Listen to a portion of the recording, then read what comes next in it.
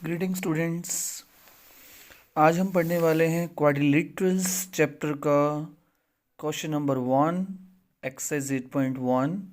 What question says if the diagonals of a parallelogram are equal. अगर diagonals parallelogram के equal हैं then show that it is a rectangle. तो हमें ये show करना है कि वो पैरेललोग्राम नहीं है, वो रेक्टेंगल है। कब? जब उसके डायगोनल्स इक्वल हो गए।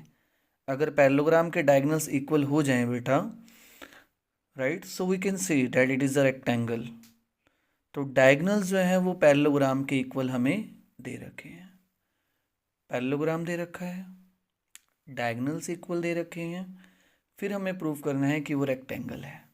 आइए बेटा कैसे करेंगे, ध्यान से देखेंगे सभी। सबसे पहले first of all will have to draw the figure. बेटा फिगर नहीं दे रखी है आपको, सो सबसे पहले आपको एक ड्रॉ करना पड़ेगा। क्या? पैरेललोग्राम जी। ठीक है जी। पैरेललोग्राम की प्रॉपर्टीज उम्मीद करते हैं आपको याद होंगी। अपोजिट साइड्स इक्वल भी होती हैं, अपोजिट साइड्स पैरेलल भी होती हैं बेटा, है ना। क्योंकि इसके अंदर बेटा डायगोनल्स आपको इक्वल दे रखे हैं, because the diagonals are given to be equal, so you will have to draw the diagonals. बेटा डायगोनल्स कैसे बनाते हैं आप जानते हैं ना। एक अल्फ़ाबेट को छोड़ दीजिए बेटा, ए को बी से मिलाएंगे तो बेटा साइड बनेगी, और ए को सी से मिलाएंगे तो डायगोनल। बी को सी से मिलाया तो साइड, बी को डी से मिलाया तो डायगोनल्स। और बेटा एक क्वाड्रिलेटरल में आप जानते हैं only 2 diagonals are there, right, and these 2 diagonals are given to be equal in the question, right. So given में आप क्या लिखेंगे कि diagonals are given to be equal, that is A C is equal with B D. A C जो है बेटा जी वो किसके इक्वल गिवन है? बी डी के। ठीक है जी। आइए प्रूफ करते हैं आप क्वेश्चन को, ध्यान से सुनेंगे आप। चलिए अब ऐसा करिए, ट्रायंगल्स लीजिए, 2 ट्रायंगल आप लीजिए, राइट। 2 ट्रायंगल कैसे लेंगे आप ध्यान से सुनेंगे बात को, राइट। बेटा ये ए बी है, ए बी को उठाया सी पे मिलाया, ए बी को उठाया सी पर मिलाया, ट्रायंगल कौन सा बना बेटा? A B C. ट्रायंगल कौन सा बना बेटा? A B C. फिर वही बेटा ए बी को उठाया और डी पर मिलाया, ट्रायंगल कौन सा बना? ए बी डी। ट्रायंगल कौन सा बना बेटा? A B D. समझ रहे हैं आप बात को? तो हम ये 2 ट्रायंगल लेंगे बेटा, will take this 2 triangles and will prove this 2 triangles to be congruent. हम प्रूव करेंगे कि ये दोनों ट्रायंगल क्या हैं? कॉन्ग्रुएंट हैं। कॉन्ग्रुएंट करके हम क्या कर लेंगे वो बेटा आपको करने के बाद बताते हैं। सबसे पहले आप लीजिए बेटा, let us take this 2 triangles, है ना। ए बी को उठाया सी पे मिलाया, ए बी को उठाया डी पे मिलाया। So the triangles name in triangles क्या नाम है बेटा जी? A B C and A B D. 2 triangle बेटा I have taken, right, A B C and A B D. A B C and A B D I have taken बेटा। ठीक है, चलिए आइए देखिए कैसे कैसे करेंगे हम बेटा। ए बी सी में बेटा ए बी सी में ए बी, है ना, और ए बी डी में भी ए बी दोनों क्या दे रखे हैं बेटा हमें? इक्वल। कॉमन है दोनों में, है ना। दोनों में जो कॉमन है उसका नाम क्या है बेटा? A B. ठीक है, ए बी उस ट्रायंगल का भी हिस्सा है, उस ट्रायंगल का भी हिस्सा है। आइए दूसरी चीज बेटा, ए बी सी का ए सी और ए बी डी का B D, diagonals are given to be equal. देख रहे हैं आप यहाँ पे बेटा, तो ए बी सी का A C, A B D का बी डी, दोनों हमें इक्वल गिवन है, because diagonals are given to be equal, the length of the diagonals are given to be equal. Okay बेटा, चलिए अब तीसरी चीज़ और चाहिए हमें बेटा, क्योंकि ये एक पैरेललोग्राम है बेटा, तो ए बी सी का बी सी और ए बी डी का ए डी क्या होगा बेटा? आपस में equal, because these are opposite sides of a parallelogram and the opposite sides of a parallelogram are equal. तो बी सी किसके इक्वल होगा बेटा? ए डी के, है ना बेटा। तो ए बी सी का बी सी, यहाँ बेटा सारे लेफ्ट में सारे ए बी सी ट्राइंगल के पार्ट्स लिखेंगे और राइट पे सारे ए बी डी के पार्ट्स लिखेंगे। तो इसका बी सी बेटा उसके ए डी के equal. How? Opposite, these are opposite sides of a parallelogram को पैरेलल लाइन डाल के जीएम लिख देंगे आप, it will be a parallelogram. पूरा आप नहीं लिखना चाहते मत लिखें बेटा। चलिए अब ट्राइंगल्स कॉन्ग्रुएंट हो गए हैं बेटा। आपने तीनों साइड्स यूज़ करी हैं, ए बी भी यूज़ करा, बी सी भी करा और ए सी भी करा। जब तीनों साइड्स यूज़ करके बेटा आप ट्राइंगल को कॉन्ग्रुएंट प्रूव करते हैं तो कौन से रूल से हो जाते हैं बेटा? Triple S, S S S. Okay जी। अच्छा लिखने का तरीका देखिए, यहाँ जैसे मर्जी लिख दिया आपने, डजंट मेक एनी डिफरेंस। ध्यान से सुनेंगे आप। ए बी जहाँ पे ख़त्म हो रहा है ए सी वहाँ से शुरू होना चाहिए। चाहो तो इसको बदल दो, ए बी को उठा के क्या लिख दो बेटा? बी ए। हो गया।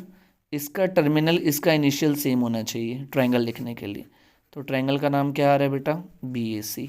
ऐसे ही यहाँ पर भी ऑलरेडी है, यहाँ ए बी है और यहाँ बी डी है, तो बेटा हम डायरेक्ट अब लिख सकते हैं टर्मिनल और इनिशियल सेम होना चाहिए। ध्यान से सुने, जहाँ पर ये ख़त्म होना चाहिए वहाँ पे ये शुरू होना चाहिए।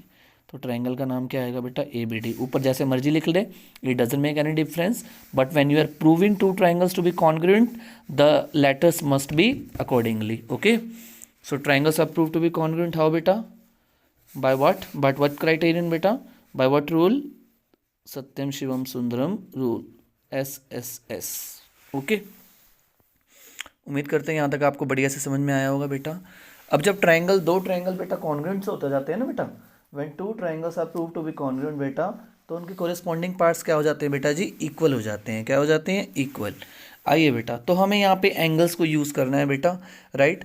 एंगल्स क्यों यूज़ करने हैं? क्योंकि साइड्स तो बेटा हम ऑलरेडी यूज़ कर चुके हैं, तो एज अ गिफ्ट जो हमें मिलने वाला है ना यहाँ से, वो साइड नहीं मिलने वाली, क्योंकि साइड तो ऑलरेडी हम यूज़ कर चुके हैं प्रूफ करने के लिए, है ना। तो एंगल्स, तो बी किसके इक्वल होगा? ए के। जो ए बी सी का बी है ना, वो ए बी डी के ए के इक्वल होगा बेटा। हाउ? क्या वर्ड यूज़ करेंगे बेटा आप? By C P C T. And what is the full form of C P C T बेटा? Corresponding parts of congruent triangles. Corresponding parts of congruent triangles. तो बेटा ए बी सी का B, ठीक है, और ए बी डी का ए equal हो गया है। तो बेटा देखो ए बी इक्वल है बी के, है ना। सेकेंड लेटर अगर मैं उठाऊँ इसका, ए बी के भी इक्वल है और इसका सी इसके डी के इक्वल है, पर हमारे काम के नहीं है बेटा। जो हमारे काम का है वो हमने लिख दिया कि इसका बी उसके ए के इक्वल है, राइट। अच्छा, अब आप देख रहे होंगे बेटा इस पैरेललोग्राम में, इन द सेम पैरेललोग्राम, दोबारा अगर मैं फिगर बनाऊँ आपको एक्सप्लेन करने के लिए बेटा, ये एंगल जो ए है ना, ये बी के इक्वल आ गया है ना। और ये एंगल आप देख रहे होंगे बेटा, ये एडजेसेंट एंगल्स हैं बेटा। एडजेसेंट एंगल्स मतलब बेटा साथ लगते हुए। ए के साथ लगता हुआ कौन है? या तो बी है बेटा या तो सी है ना बेटा। तो आप जानते हैं बेटा पैरेललोग्राम में जो एडजेसेंट एंगल्स होते हैं, या कॉन्जिक्यूटिव एंगल्स भी इनको आप बोल सकते हैं बेटा, या को इंटीरियर एंगल्स भी इनको आप बोल सकते हैं। तो बेटा जो एडजेसेंट एंगल्स होते हैं ना बेटा पैरेललोग्राम में, वो सप्लीमेंट्री होते हैं बेटा। क्या होते हैं? सप्लीमेंट्री। सप्लीमेंट्री मतलब बेटा दोनों का सम क्या होता है? 180। क्या होता है बेटा? 180, है ना बेटा। तो आप इसको ए और भी नहीं बोलना चाहते, आप 1 और 2 डाल दें, कोई दिक्कत नहीं है बेटा। तो यहाँ लिख दीजिए कि angle 2 is equal to angle 4, ठीक है बेटा। लेकिन बट अभी भी मैंने आपको बताया बेटा कि दीज आर व्हाट एंगल्स बेटा? These are A and B are what angles? Co interior angles, consecutive angles या एडजेसेंट एंगल्स। जो नाम आपको अच्छा लगे बेटा वो आप लिख लें। एंगल, सॉरी ये 4 आ गया बेटा गलती से, इट विल बी 1। चलिए बेटा, तो बेटा दोनों का सम 180 होगा। क्यों होगा बेटा? क्योंकि कौन से एंगल्स हैं ये? बिकॉज एडजेसेंट एंगल्स आर, बेटा रीज़न जरूर लिखेंगे आप साथ में, है ना। रीजन्स मस्ट है बेटा, है ना, you must write the reason. Adjacent angles क्या होते हैं? Adjacent angles, adjacent angles are supplementary. Supplementary मतलब दोनों का सम 180 होता है ना बेटा।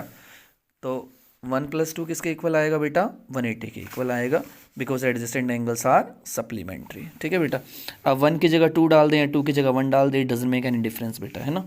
तो आपकी चॉइस है बेटा। मैं 2 की जगह 1 डाल दूँ बेटा एंगल। क्यों डाल रहा हूँ? क्योंकि ऊपर प्रूव कर चुका बेटा कि दोनों इक्वल है ना। We have already proved above, ऊपर प्रूव कर चुके हैं कि 1 जो है वो 2 के इक्वल है। अब एंगल 1 कितनी बार आ चुका है देख रहे हैं आप? एंगल 1 आया 2 बारी। कितनी बार आया बेटा? 2 बारी। तो x + x जैसे आप कहते हैं 2x होता है, वैसे 1 + 1 क्या हो जाएगा बेटा? Twice of angle 1। और जब बीच में कोई साइन नहीं होता तो मल्टीप्लाई का साइन होता है। ये 2 कहाँ जाएगा बेटा? वहाँ पे डिवाइड में। ठीक है, तो आपने प्रूव कर दिया कि एंगल 1 जो है वो 90 डिग्री का है। और एंगल 1 का नाम क्या है बेटा जी? एंगल 1 का नाम है एंगल ए। तो एंगल ए आप प्रूव कर चुके हैं कि 90 डिग्री का है बेटा। और एंगल 1 ऑलरेडी किसके इक्वल था? एंगल 2 के इक्वल था, है ना। जब एंगल 1 बेटा 90 डिग्री का हो गया है, therefore angle 2 is also of 90 degree. Why? Because angle 1 is equal to angle 2। तो बेटा एंगल 1 भी 90 का हो चुका है, एंगल 2 भी 90 का हो चुका है, ए भी 90 और बी भी 90 हो चुका है बेटा। तो आप बताया मुझे बेटा, जो आप जानते हैं बेटा पैरेललोग्राम के जो अपोजिट एंगल्स होते हैं बेटा वो इक्वल होते हैं, है ना। अपोजिट एंगल्स तो पहले ही इक्वल थे, अब हमने क्या कर दिए बेटा? एडजेसेंट भी इक्वल कर दिए कि 1 और 2 आपस में क्या हो गए हैं? इक्वल हो गए हैं, 90 डिग्री के हो गए हैं, है ना। तो अपोजिट एंगल्स पहले से ही इक्वल थे और एडजेसेंट एंगल्स अब इक्वल हो गए हैं। हमने ए को बी को इक्वल प्रूव कर दिया, कितने डिग्री का? 90 डिग्री का। तो बेटा 1 किसके इक्वल होगा? 3 के इक्वल होगा। 2 किसके इक्वल होगा बेटा? Let this point B C, let this point B D. पूरा पीछे वाला ऑर्डर फॉलो करेंगे बेटा, ठीक है, कोई गलती नहीं करनी हमने। दिस इज एंगल 4, ठीक है बेटा। मोर ओवर, और आप क्या लिख देंगे बेटा कि एंगल 2 ऑलरेडी किसके इक्वल है बेटा? एंगल 4 के इक्वल है। Angle 2 is equal to angle 4 is equal to 90 degree, right. और बेटा एंगल 1 किसके इक्वल है? एंगल 3 के। क्यों इक्वल है बेटा ये? Because all these angles right are the angles of a parallelogram. These are opposite angles of a parallelogram, and opposite angles of a parallelogram are equal, right बेटा। ठीक है, तो 2 किसके इक्वल था? पहले से ही 4 के इक्वल था। 1 इक्वल था 3 के, बिकॉज दीज आर आमने सामने वाले एंगल्स हैं, अपोजिट एंगल्स है, पहले ही इक्वल थे। क्यों? पैरेललोग्राम था बेटा, है ना। अब हर एक एंगल आप 90 डिग्री का प्रूव कर चुके हैं बेटा। जब पैरेललोग्राम का हर एक एंगल बेटा 90 डिग्री हो जाता है ना, तो वो फिर पैरेललोग्राम नहीं रहता, वो क्या बन जाता है? रेक्टेंगल। क्या बन जाता है बेटा? रेक्टेंगल। तो यही हमें प्रूव करना था कि हर एक एंगल जो है वो कितनी डिग्री है? 90 डिग्री है। 90 डिग्री आते ही वो पैरेललोग्राम हट गया बेटा, वो क्या बन गया? रेक्टेंगल बन गया। तो क्या लिखेंगे आप? As each angle, as each angle